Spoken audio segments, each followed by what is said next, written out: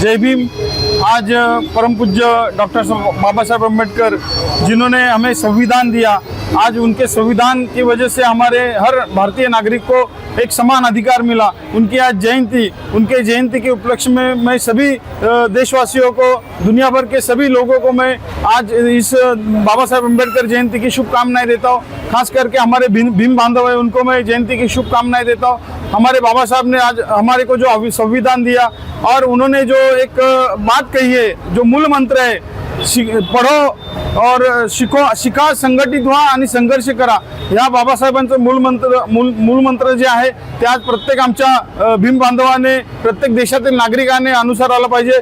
आणि खऱ्या अर्थाने बाबासाहेबांनी जे आम्हाला संविधान दिलं आणि संविधानाच्या माध्यमातून आज हा देश चालतोय आणि या देशामध्ये प्रत्येक नागरिकाला एक समान अधिकार देण्याचं काम हे बाबासाहेबांच्या संविधानामुळे मिळालेलं आहे। आज जयंतीनिमित्त मी सर्व भीम बांधवांना जयंतीच्या खूप खूप शुभेच्छा देतो। धन्यवाद। जय भीम, जय भारत।